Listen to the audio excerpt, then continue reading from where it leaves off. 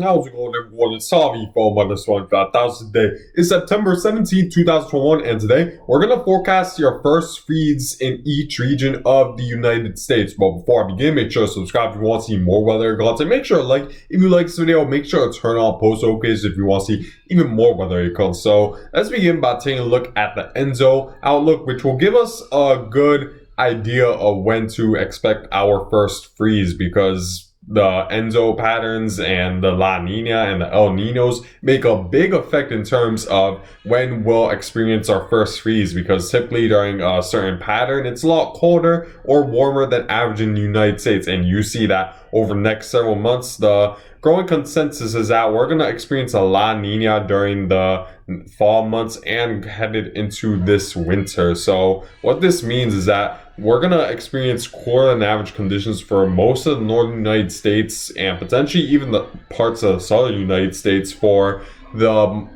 fall months at least. It might change during the winter, where during the winter the southern United States will get warmer than average during a La Nina, but during the fall months the consensus is that most of the United States is colder than average, which would mean it's more likely than not you will experience your first freeze in your location earlier than what you typically expect on an average year. So to take a look at the current Enzo 3.4 index right now, and you see that the sea surface temperature anomaly is currently below average, and it's approaching a La Nina. It's almost approaching a La Nina at this point, because you see that the current value, the current sea surface temperature anomaly value is at 0.357 below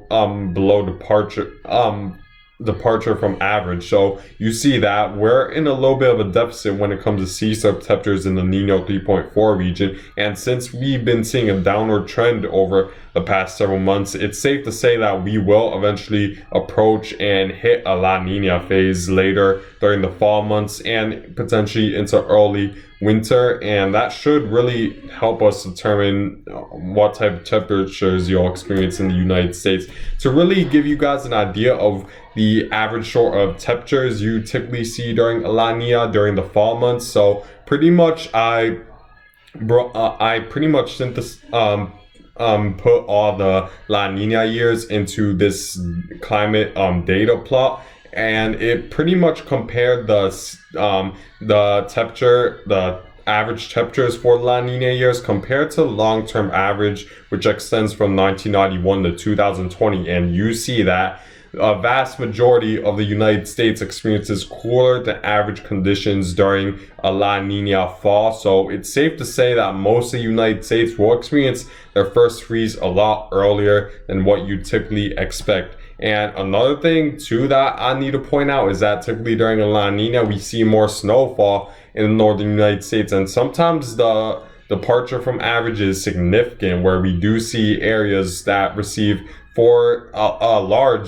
a vast majority of the northern United States receives at least areas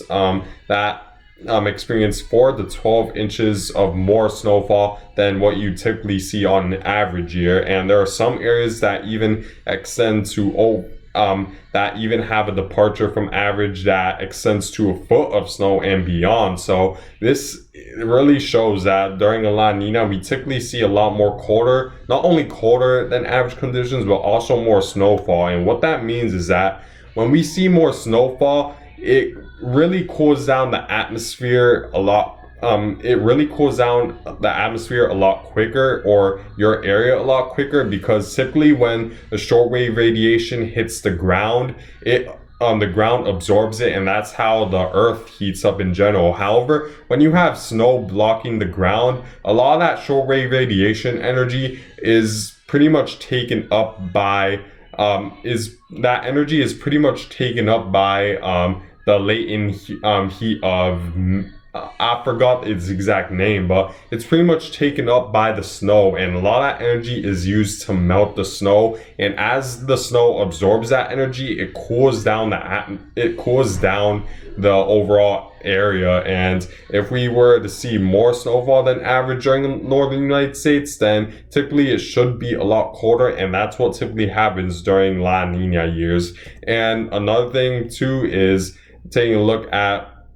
what the National Weather Service, of course, expects during La Nina phase, and it pretty much goes with all the data points that I've showed you, where the temperatures are cooler than average, and we also see more moist than average conditions overall for the northern United States, thanks to a polar jet stream and a Pacific jet stream moving through the United States. And when it's more moist, that means there's more snow, and the snow will cool down the United States in general, because a lot of that short wave radiation will be absorbed by the snow, which takes away latent heat from the atmosphere, and that cools down the overall area in the northern United States. So as a result, your first freeze could be a lot earlier than what you typically see throughout the United States. Now, taking a look at taking a look at the Arctic oscillation, which is another major factor when determining what type of temperatures you'll see in the United States. Pretty much, to make a long story short, a negative Arctic oscillation means that you'll experience cooler than average conditions throughout the United States, most likely, while a positive Arctic oscillation means that you're more likely to see warmer than average temperatures throughout United States in general. And you see that the trend over the past several months really been leaning more towards a negative, really been mostly at a negative phase for the most part. And what that means is that we are currently sort of in an Arctic oscillation negative phase. While we did rebound back to positive, you see the forecast goes back down into the negative phase eventually. And I noticed sort of a trend that, while yes, there are certainly variations during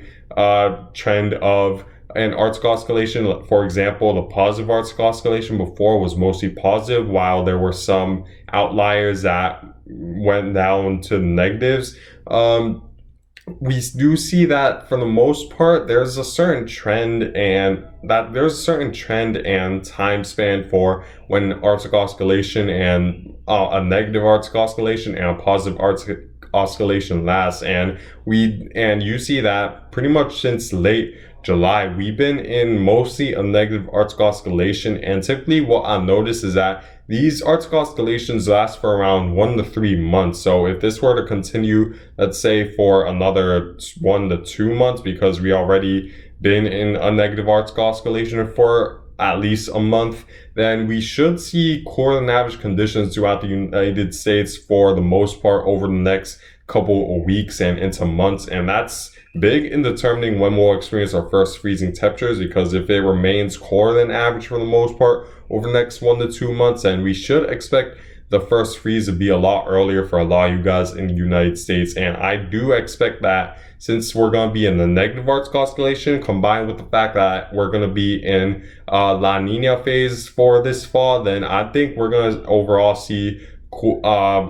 going to see our first freeze a lot earlier than expected throughout the United States. Now, take a look at what typically happens during the positive Arctic oscillation and negative Arctic oscillation. You see that during a positive Arctic oscillation, we see a stronger jet stream, stronger westerly winds, which pretty much traps a lot of that cold air into Canada and the extreme northern portions of the northern hemisphere, and that pretty much diverts the cold air away from the United States and pretty much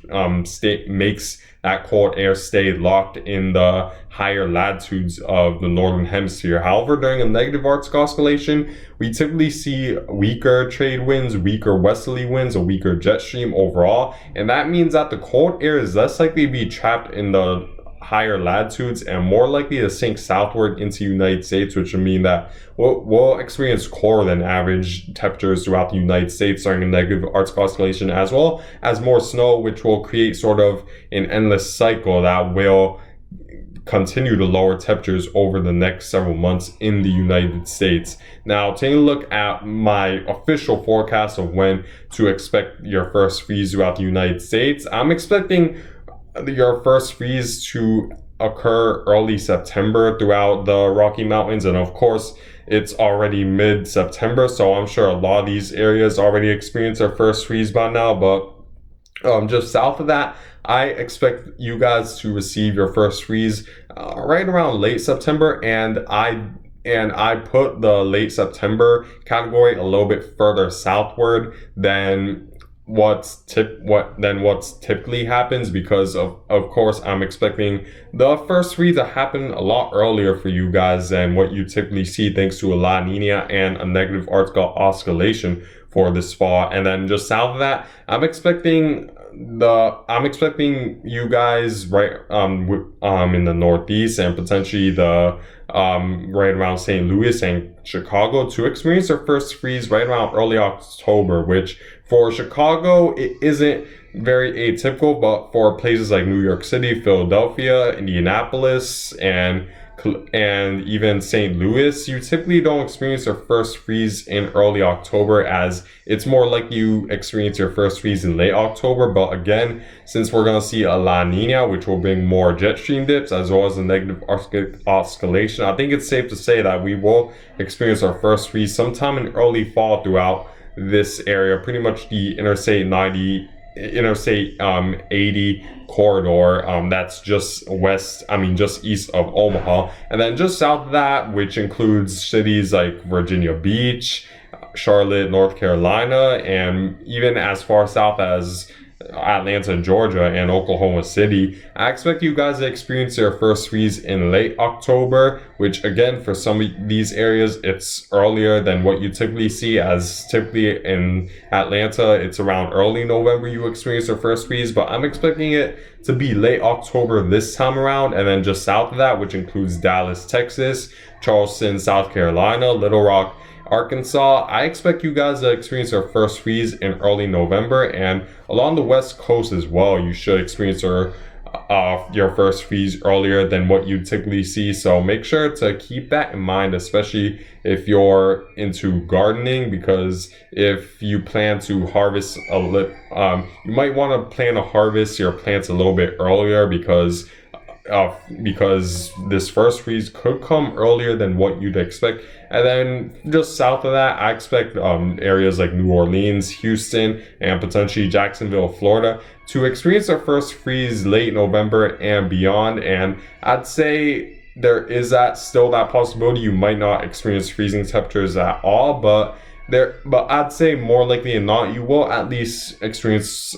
freezing temperatures sometime this winter. So yeah, guys, this is my first freeze forecast. If you want even more in-depth forecast regarding what exact date you'll receive your first freeze in your specific location, just make sure to comment below, and I'll make sure to answer, and I'll make sure to give you a forecast of when you should expect your first freeze in your specific location at the exact date. But yeah, guys, I guess that's it for this video. I thank you guys for watching. Make sure to subscribe if you want to see more weather content. Make sure to like if you like this video. Make sure to turn on post notifications if you want to see even more weather content. And I hope you guys have a good day.